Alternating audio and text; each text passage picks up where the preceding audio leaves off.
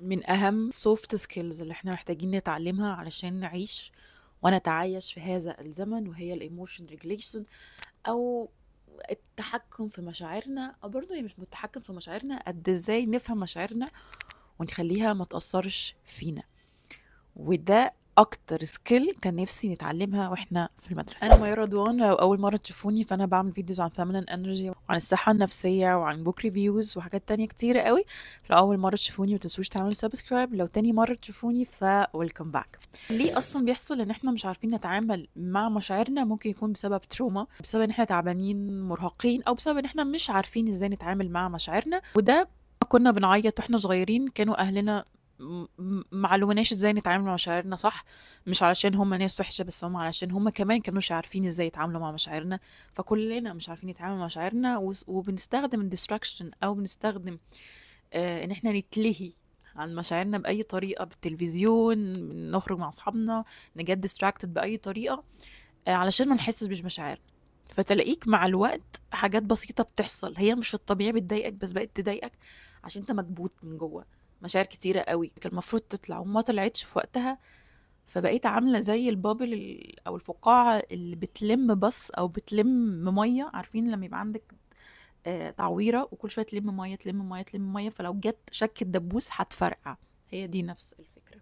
فاحلى حاجه في الموضوع ان هي سكيل الايموشن ريجليشن، او ان احنا نعرف نحس بمشاعرنا من غير ما تتحكم فينا.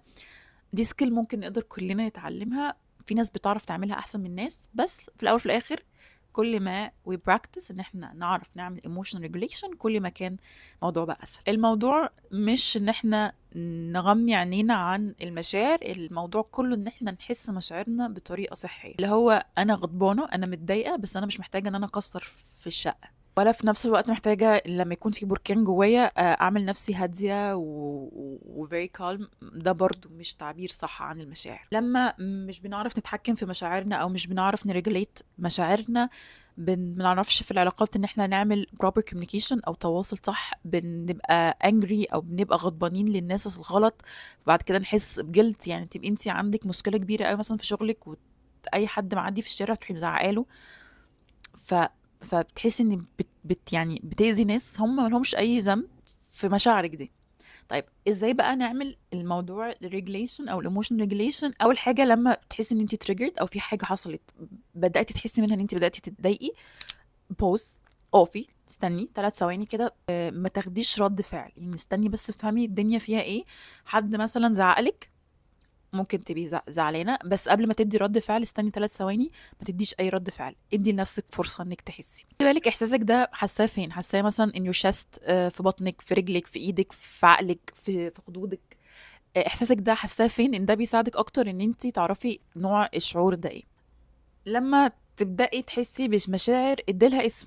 قولي انا حاسه باحباط، انا حاسه بحزن، انا حاسه بسعاده، انا حاسه بغضب، عشان ده بيديلنا قوه شويه ان نفهم هو في ايه. خليكي على طول مايندفul، او خليكي على طول مركزه او واعيه إيه اللي بيحصل وبيحصل ليه. وشوفي يعني don't overthink. اعرفي انت دلوقتي في الوقت الحالي حصل تريجر، التريجر ده حصل لك شعور معين فعملتي ريسبونس معين. فاعرفي نفسك، خليكي just aware بكل ده. محتاجة انك تعرفي التريجرز، او محتاجة تعرفي ايه اللي بيضايقك، او ايه اللي بيخليكي غضبانة، او ايه اللي بيخليكي مكتئبة، او ايه اللي بيخليكي confused. محتاجة تعرفي التريجرز بتاعتك كويس قوي، وده ممكن تكتبيها في ورقة وقلم او في النوت اب اللي موجودة عندك على الموبايل. في كل ما موقف يحصل تفهمي اكتر التريجرز بتاعتك. الحياة مش هتنفع ان احنا نبقى بعاد عن التريجرز او عن الحاجات اللي بتضايقنا او بتعصبنا، بس في نفس الوقت ما نعيش في environment او بيئة مليانة تريجرز. فاحنا هنعمل بالانس. مش هينفع تعملي emotion regulation وانت جعانة، او انت مش نايمة كويس، او مش واكلة كويس، او تعبانة. ان ده هيبقى صعب، ان ده اصلا بيزود فوق طاقتك، انت مش هتقدري تعرفي تعملي emotion regulation صح. فالاول نامي كويس وكلي كويس واشربي كويس واعملي كل الحاجات اللي هي البيزك، وبعد كده نصحى نشوف بقى احنا فعلا متضايقين ولا كنا تعبانين كنا جعانين. في مشكله بنواجهها كلنا، ان احنا مثلا انا كلمت واحده صاحبتي ما ردتش عليا، ايه ده؟ دي مش بتحبني، او انا مش اولويه بالنسبه لها، مع ان ممكن تكون مش فاضيه عادي. فمحتاجين ان احنا نبطل نحكي لنفسنا قصص مش حقيقيه بيزد على مايند سيت بقى وافكار سلبيه عندنا من زمان. فحاولي تختاري القصص اللي بتحكيها لنفسك. صاحبتك ما ردتش عليكي، عادي، هي مش فاضيه. لما تبقى فاضيه ده عليا، دونت جامب انتو كونكلوجن، ما تصعبيش الدنيا على نفسك. ما ردتش في بعد ايام وبتاع، اساليها ما ردتش ليه، لكن ما تنطيش في conclusions هي مش صح. المدير كلمك عايزك في حاجه مهمه، يا لهوي ده هيرفدني. لا، ما هو مش هيرفدك حضرتك، انت ليه بتنطي؟ انت ليه بتقولي نفس القصص هي مش حقيقيه؟ ما تسيبيش نفسك لدماغك هتسوحك. مديرك عايز في حاجه، خلاص يبقى مديري عايزني في حاجه، فول ستوب، او مفيش قصه، هي دي القصه. انا ما ينفعش اسيوم حاجه مش اصلا ممكن تبقى صح وممكن تبقى غلط. وللاسف بتبقى 100% غلط كتير قوي، احيان كتير قوي. ولو طلعت صح نبقى ضيعنا وقتنا ده كله في ان احنا متضايقين وقاعدين ناكل في نفسنا وقاعدين نحس مشاعر وقاعدين نحس مشاعر سلبيه، وما عشناش اللحظه، ما انبسطناش. ما اللي يحصل يحصل. ما تقوليش لنفسك قصص وحشه وكمان تصدقيها. من الحاجات المهمه جدا ان احنا نقول لنفسنا positive self talk او نتكلم نفسنا بطريقه ايجابيه. ومن اكتر الحاجات اللي كانت بحبها قوي، بدل ما اقول لو بداتي حاجه جديده، بدل ما تقولي ايه ده انا فاشله في الحاجه الجديده دي، قولي لا، انا دي حاجه جديده اول مره اجربها، فطبيعي. فاهمه؟ فلما بتكلمي نفسك بطريقه ايجابيه بيفرق جدا. وافتكري ان انت بتكلمي الطفلك اللي عنده 3 سنين. بي سوفت. مش كل ما يطلع لك شعور لازم تعملي رد فعل عنه. انا عندي مشكله لما بقى غضبانه، بحس ان انا لازم اطلع رد فعل عنيف ولازم اعبر عن غضبي. لا، بوز زي ما قلت لك في اول الفيديو. خدي وقتك ما بين المشاعر، احساس المشاعر او احساس بالمشاعر، وما بين انك تدي رد فعل. احنا مش مسؤولين عن مشاعرنا، بس مسؤولين عن رد فعلنا. مشاعرك دي انت مش بتتحكمي فيها، بس ردود فعلك بتتحكمي فيها. فشوفي ايه اللي يستاهل فعلا رد فعل وايه اللي ما يستاهلش رد فعل. عارفة ان احنا معظمنا بنركز على المشاعر السلبية، غضب، جلد، شيم، انجر. طب ما نركز على الايجابيات، ما نشوف السعادة، ما نشوف الامتنان، ما نشوف الحاجات الحلوة، ولا هو كله زفت كده؟ لا اكيد لا. اكيد لا، يعني اكيد في حاجات حلوة بتحصل في حياتنا ومحتاجين ان احنا نركز عليها برضو ونديلها attention، عشان الحاجة اللي بتديلها attention بتكبر.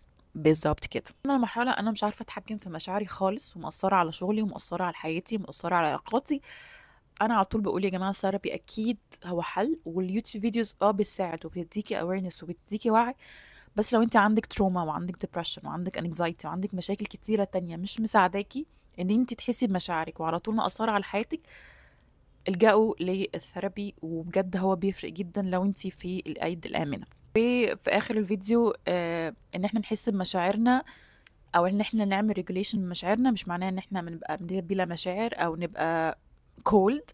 معناه ان احنا نحس بكل شعور اذا كان حلو او وحش، وفي نفس الوقت نشو اب لنفسنا ونبقى بريف ونواجه الحياة زي ما هي، علشان في الاول وفي الاخر الحياة بلا مشاعر هي حياة مايعة جدا. فنتقبل ده في حياتنا اللي على الارض. وده كان الفيديو بتاع النهارده. فلو عجبكم فيديو النهارده متنسوش تعملوا لايك الفيديو، سبسكرايب يوتيوب شانل، فولو على انستجرام، وصل لكم السوشيال ميديا لينكس كلها تحت في اللينك في الديسكربشن بوكس. وقولوا لي ايه رايكم في ماي نيو هير كلر. وباي.